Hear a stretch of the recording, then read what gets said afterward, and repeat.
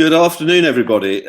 It's just gone noon on today, with Friday, the 12th of June 2003. I'm Michael Davis from Wroxhill, and joined, as always, by our columnist for Tomorrow's Business, Simon English. Simon, what's it like going back in time? Rocky, I've got to say. The first week in particular, and I think, this doesn't apply to just journalists, but I think it does apply particularly to journalists, is that newspapers have changed a lot in the last 2 months, and there's a whole switch in terms of how we do things. And I'm sure that's true across the industry, not just at the Standard. And the first week, it was definitely a couple of days of, there was a re-entry issue for me, I would say. Yeah. Simon, you missed my cue there. You only went back a week. I'm trying to take us back 17 years. You've just seen the economic news come out this morning that in April, our economic output dropped 20%, which takes us back 17 years worth of growth. I apologise, Michael, for being dense. Yes, I did miss your cue. This is, and what I'd just like to have a chat with you about here is, economic health of UK PLC is going to be front page news for months and months. And it'd be interesting to hear from you as a seasoned business journalist.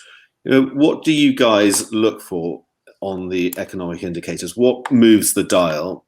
What gets you sitting up and taking notice? And it'd be interesting, perhaps, to give a perspective on where you think, what you're going to look for over the weeks and months to come. Yeah, well, the first thing is that what happens in these circumstances is that the city desks get tested on their knowledge of these things. Most of the time, they don't. The rest of the paper, the editor, doesn't care less about our economic stuff. It's just this boring, bunch of stuff that they don't understand. Market indicators here, all those PMI scores of 50 or above, or maybe just below 50, and you're trying to explain them in conference, and people just aren't listening. And now they're fascinated. They want to know what it means, and they expect us to be able to describe it really, really simply. And a mistake journalists make, and I certainly have made myself many times, is assuming too much knowledge. So I think at the moment when we're trying to talk about these things, we're trying to explain them to an audience that isn't a city audience, and we start right at the beginning. And I think in terms of people who are trying to get their clients into the paper, start right at the beginning with what this means, so that then when I'm suddenly asked the question by, let's say, George Osborne, I've got it in my head. Now George Osborne's a bad example, actually, because he obviously does know, but lots of editors don't. And I think this might sound contradictory. Two things. One is start right at the very, very beginning, and second is what we're looking for is people that we can quote who sound credible. So the chief strategist at Goldman Sachs is just way better than the same guy at some online trading platform we haven't heard of, and that's just the truth of it. Yeah, but I presume the key figures and the key institutions you look for are producing figures on employment rate, on output, but then you've got some quite niche areas like debt sales and what else? What moves the dial? So I think what moves the dial is something clever. So the big number today, the 25% fall in the economy in April, whatever it was, we can see that obviously. Behind that, there'll be all sorts of other stuff going on that a clever person like the chief market strategist at Goldman Sachs or whoever might spot that no one else has spotted. So things that no one else has seen, that the clever guy has gone, look, you won't believe how bad this is, or this is not as bad as you think, because, and it's something that's below the headline. That is really helpful. Yeah, and we're all waiting to hear how Sir Martin Sorrell chooses to describe the shape of this this economy, whether it's either a bath or it's grey ducklings or whatever. But it does help when you get good communicators who are able to talk economics in layman's terms. Yeah, no, absolutely. Well, he's very good at that. Whatever else, other failings he may have, he is very good at talking to to journalists. Other CEOs don't do that, actually. It's always surprising to me. So if you ask, say, the boss of, I don't know, Lloyd's Bank for a view on the economy, and he's got loads of information at his fingertips, he must have an opinion. He doesn't really want to offer his view. It's always slightly disappointing, to be honest. And you mentioned as well that you've got an editor who was a former chancellor. Now, it must. You don't have quite that problem of explaining it to your front desk, but it is an example of the fact that economics is going to be a front page story for the next few months. No, definitely. And as I say, I mean, to stick with that issue of me, it's, I'm rather exposed, actually. I feel slightly exposed, given who the editor is. It's kind of like when I'm writing about these things apace, it's like, I've got to get it right. So the people listening in is if the ways in which they can save me from myself by a real, clear, simple explanation of what just happened, it's actually it's helpful. We'll be reading more and more of those emails over the next weeks that come in. Even if I'm not quoting from them, they're helpful if they're good. Yeah. Anyway, hello to all of you who are joining us, and if you do want to contribute to the discussion, there is the usual chat room, and we will try and answer your questions or sew it into the discussion. Anyway, nice to have you with us.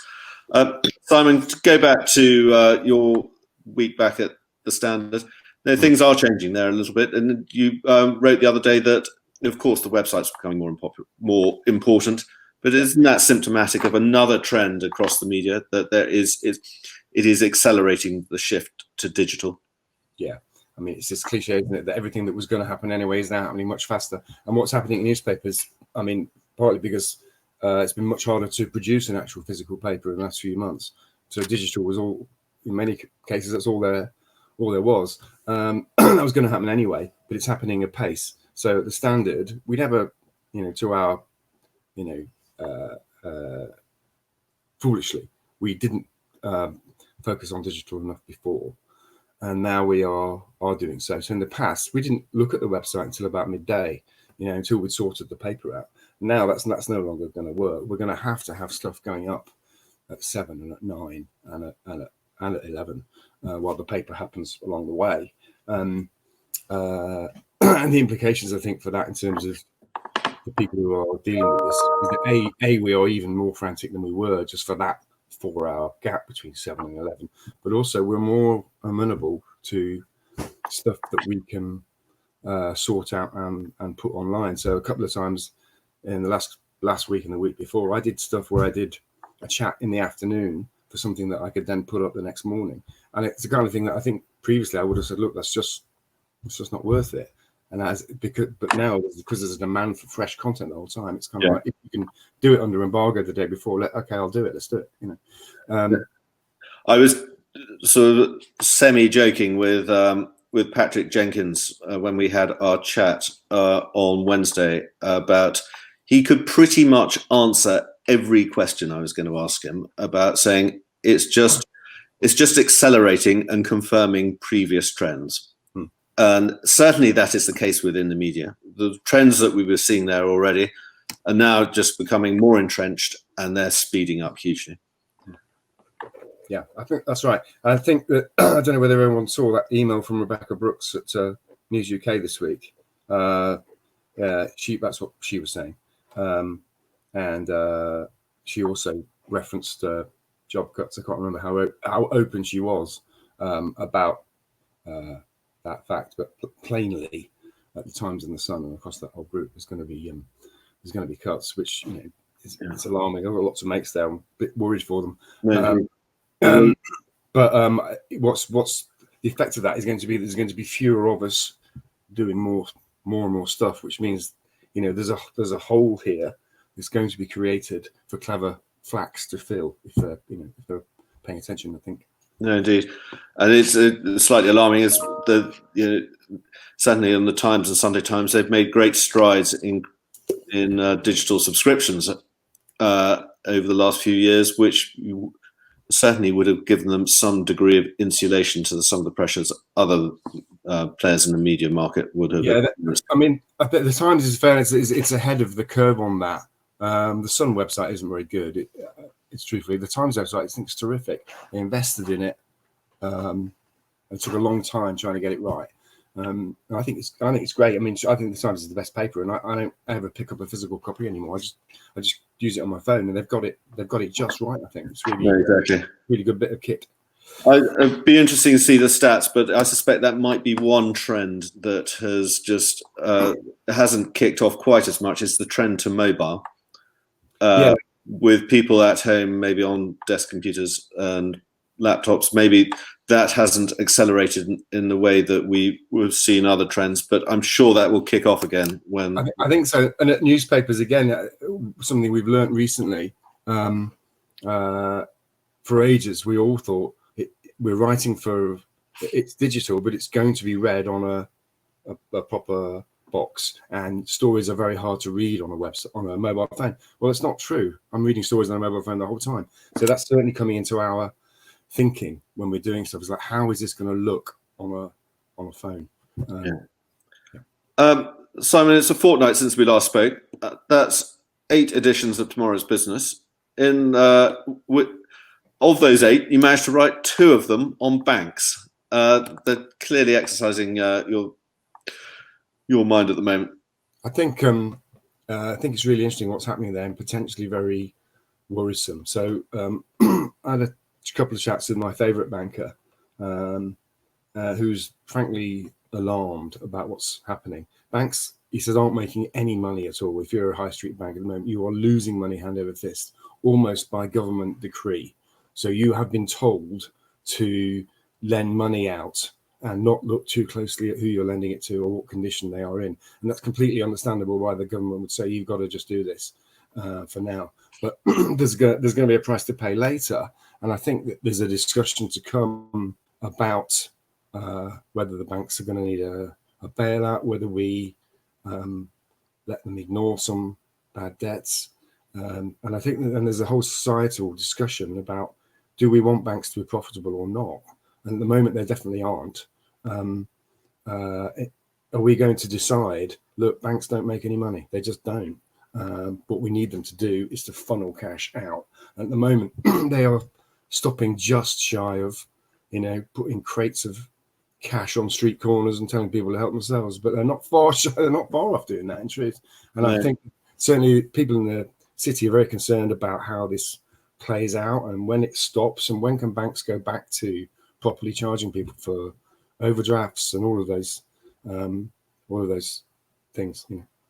The Sunday Times had a good front page story, not last Sunday, the Sunday before, and I thought it was clever of Howard Davis to front run the idea of creating a bad bank, to create a segment of some of these risky lending that the government is insisting upon, and the FT ran with that, quite strongly the following week. And then when we spoke to Patrick on Wednesday, he seemed to be fairly sure that at least one of the banks was going to get into trouble in the next in the downturn. Yeah, and I think Patrick's right, and it will be the banks that are purely UK focused. So a bank like Barclays, well, it's got other bits. It's got a Wall Street presence. It does investment banking, which it's been criticised for years. But actually, that means it's not totally exposed to the horrors show that is the UK economy. The simpler, more straightforward banks, dare I say, banks like Lloyds that just do simple banking and mortgages in the UK. Well, what's their outlet? Where's the bit of the business that saves them from the bad bit? I mean, it all looks like a bad bank at the moment. Well, just as this crisis has meant that we've all had to become overnight virologists, everyone is now quickly becoming an overnight economist as well. And I guess it is one thing that's taught everyone about this crisis is just, what is an economy? And it is an incredibly complex beast. You start taking little bits out of the economy and it infects everything. Yeah. Andy asked a question that came up on our chat on Wednesday with Patrick Jenkins about the shape of a potential recovery. and it looks as though someone has got ahead of Martin Sorrell and talking about the K-shaped recovery. Yeah. What are your thoughts on that? L-shaped is my prediction. I think we stayed where we are for a long time. I think the stuff today on the Eco News, the commentary around it is it's terrible, but there are signs of recovery. I just can't see it, and I think down to low, wherever we're going to go, and I think we just stay there for a bit. And actually, that's all right, as long as all of us aren't out of work. I think the notion that we need to go back to trying to generate growth, I don't get it. Let's all just stay alive for a bit. I think that would be good enough. L-shaped is my answer rather than K. No, indeed, and I guess everything is interrelated, and I think we're also trying to see to what extent the UK housing market is infected, because that has been a big driver for economic growth for the best part of 20 years now. And I guess the upward arm of the K is areas where we could see a quick, which would be export markets, but where we're going to see potential government stimulus, and I guess that it will be another big business theme over the next months and years. Simon, let's move on to and the other big story of the week, and it is the terrible events of a few weeks ago in America that kicked off the refocus on the Black Lives Matter campaign. So it's a tricky one for corporate PRs to know how to make it relevant and important. Yeah, I think it really is tricky, because you need to say something about it, but it needs to be real. So there's a really interesting story this week, which probably most of you saw, involving Yorkshire Tea. So some YouTuber tweeted that she was delighted to see that Yorkshire Tea weren't supporting Black Lives Matter. Well, Yorkshire Tea hadn't said anything at all. They certainly hadn't come out and said that they didn't support it. And they replied, I thought, really cleverly. They said, look, please don't buy our tea ever again. We're thinking about this before we say something. But we're going to say something. We just want to educate ourselves fully so we don't say something stupid, was the gist of their message. And so I think that's the right thing to do. And what you've seen a lot of other companies do is put out statements patting themselves on the back for not being racist, and it kind of just goes clunk. So you get these statements of people saying we stand against racism, which is fine, but then that does prompt the question, how? Demonstrate what you mean. In what ways are you standing against racism? How many black employees have you got? How many are on the board? How many are in senior positions?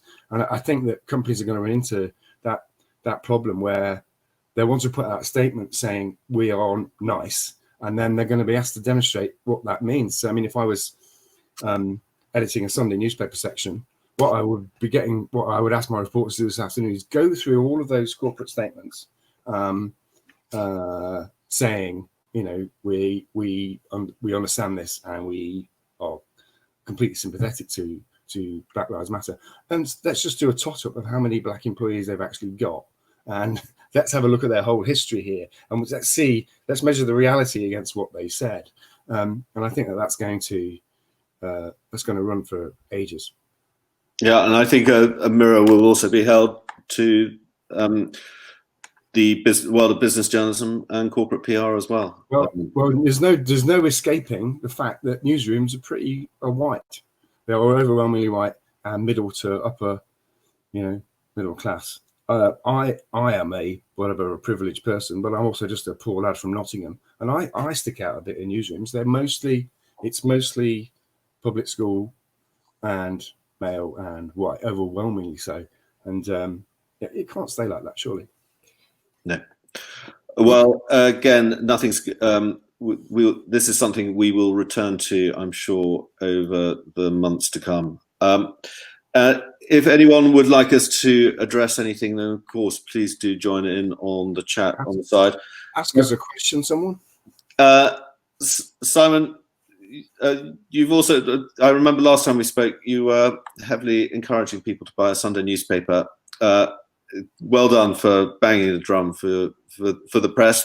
Do you think people should go out again this weekend? Well, I have a little tale for you here, a little exclusive.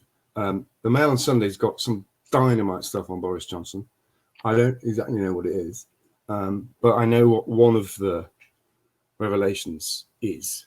And I said to a mate of mine there, is that particular revelation going to come out? And he said, yeah, that's week 10. It's 9 things better than the thing I happen to know. So I think, as I understand it, we're looking at the end of August before they start rolling this out. But it sounds really big. There's a book by Tom Bower, the investigative journalist. The Mail on Sunday have bought it. Yeah, when that starts coming out, I mean, it sounds big to me. It's safe to say that Tom Bower's not really on the Christmas card list of most of his previous subjects. No, he's a brilliant investigative journalist. He is married to the former editor of the Evening Standard, Veronica Wadley. So interestingly, I had to deal with him quite a lot because sometimes he would file a piece for us, and I don't know why it fell to me to edit his copy. Between us, his raw copy is appalling, really dreadful. But he's a terrific reporter, and he's got his teeth into Boris. I think it genuinely could be explosive. There's a question here from Ben Beckles. Have you noticed a deterioration of comms? If I understand his question right, I think the answer is yes. I think that we're all making mistakes we don't normally make. I made a few this week of the sort that I really shouldn't be making. It's the kind of thing that you make when you're a young reporter. I just got a couple of things wrong, and I think that's a function of us working from home on phones and it not quite feeling real. So a reporter mate of mine, he said this week that he's not working properly at home. He said it feels like a pre-season friendly almost, and he's not doing his best work. And until he goes back to the office, he won't do his best work. And I think that's true of probably all industries, but certainly the fact trade. Some of the stuff that's incoming, you kind of think that's a bit sloppy. Or sometimes I've asked people, "Can you help me with this? I need this, this, and this," and sort of thing that they would have done exactly what I asked for. And he's kind of coming back, and you kind of think you haven't tried it at all there. I think the answer to Ben's question is yes, and I don't think it just applies to comms people. It probably applies to all of us a little bit. Yeah, there's the fun survey earlier on this week, the Buzzsaw list of some of the cliches that have crept into corporate lingo. But I think you were of the opinion that actually CEOs are being a little bit not quite as obfuscatory as perhaps they have in the past. So one of the bits on Tomorrow's Business we do is corporate gobbledygook, and it's always been easy to fill. And lately it's not. So I'm going through the RNSs looking for the utterly laughable bit of corporate jargon. It's hard. It's taking me harder and harder to find that bit. So I think that they have got better at it.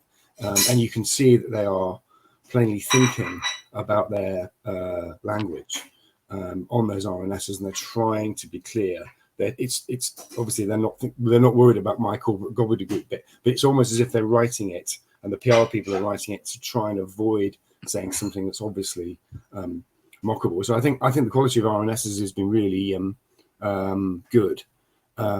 The quality of the press releases that's going out is worse, I would say, because they're full of those buzz phrases, those words that don't really mean anything and are sort of mockable. No, exactly. And I think another factor of lockdown is everyone has suddenly had to get better at writing emails. And I don't think the dial has really moved on that. I think people are, and I'm trying to be more polite on an email,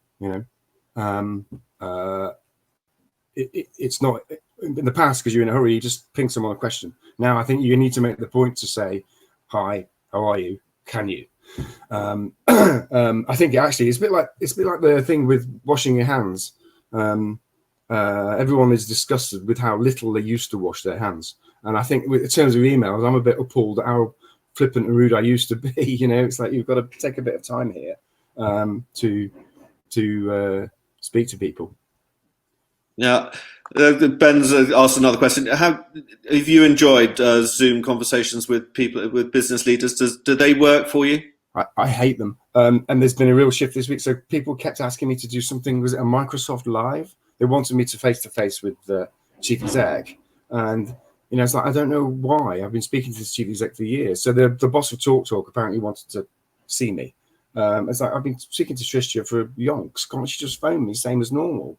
I'm maybe that's just as I'm older, but the reception on those things often isn't very good, and the reception, on the phone is fine.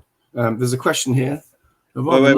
We'll come to that one in a moment. But I'm interested a little bit more about whether you actually feel as though you can strike up a relationship with someone on a video call. No, I can't. I absolutely can't. I agree. I think it works. And just having this conversation with you here, just my own personal feel is actually this wouldn't work in the same way over the telephone. No, that's a good point. But you and I do know each other. Yeah. Anyway, let's go back to what Andy and Christina have been flagging up. And Andy can certainly come back again. And then I'm always of the opinion you shouldn't let sunlight in on magic. But would you pull back the curtain and give it a little bit on the process?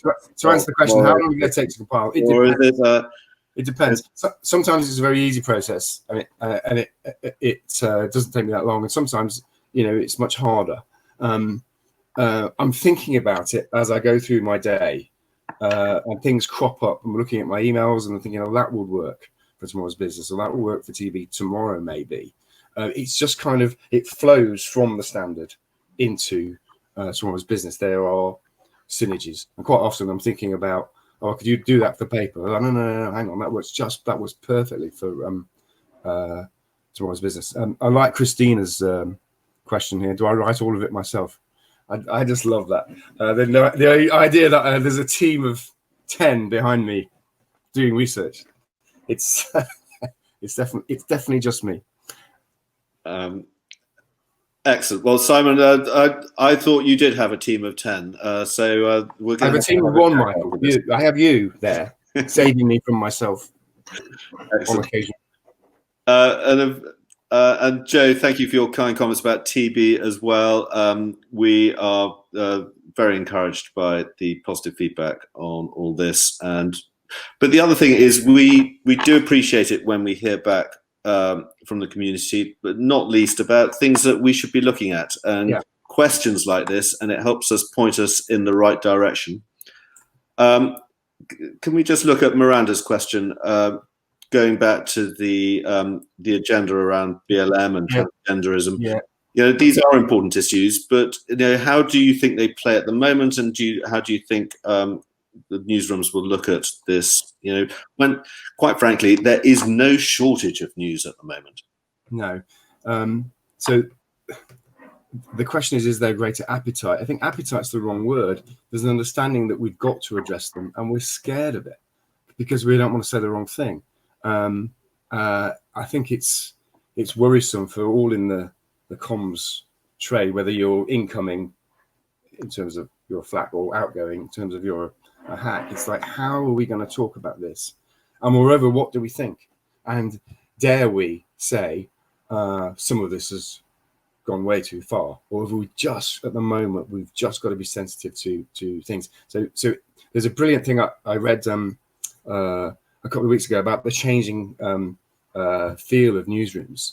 I can't remember who read it, but who wrote it, but it was very clever and definitely right about the difference between the older people like me and the younger people. So the bias in newsrooms has always been that we can say whatever we want. Newsrooms, quite bawdy sort of places. You're not allowed to take offense at the rude thing I just said to you. You're just not. And in papers, we will have all sorts of views. And if someone says something that's we totally disagree with, we might run it as an op-ed just because we disagree with it. you know, but we're letting that person say what they want to say. We'll let Nigel Farage have his space, and then we'll run a counter view to what he said the day after to show that we don't agree with him. And actually, that's changed. So what you've got now with the younger people is that their concern is not for freedom of speech; it's to feel safe, and they don't like being attacked, and they don't want to read things that they find offensive and disagree with. So if you look at somebody like Rod Liddle in the Sunday Times, who I know quite well, he's definitely toned himself down. So the ritualistic abuse that he used to do, which I thought was hilarious, but I don't care. I'm not offended by anything, I don't think. You can see he's just toning it down because he's worried about the pile-on. If he truly gets it wrong and he becomes a cause celeb, and people start saying, we can't have this awful man saying terrible things. I mean, I was speaking to him about it a while ago. He said, I'm worried about, he's cutting out his own jokes. And he said, all I've got is jokes. That's the only point of me. And I think that because of the BLM stuff, at the moment, there's all sorts of hacks and editors going, just watch yourself. Don't be flippant, because you'll upset the wrong person and you'll never at the end of it. Great. Simon, thank you very much indeed. Our half an hour is up. Thank you all for joining us, and your feedback is welcome as always. Just a little tip as well. If you ever reply to the Tomorrow's Business email, Simon sees that as well. So thanks for joining us. Have a great weekend. Thanks. Have a good weekend.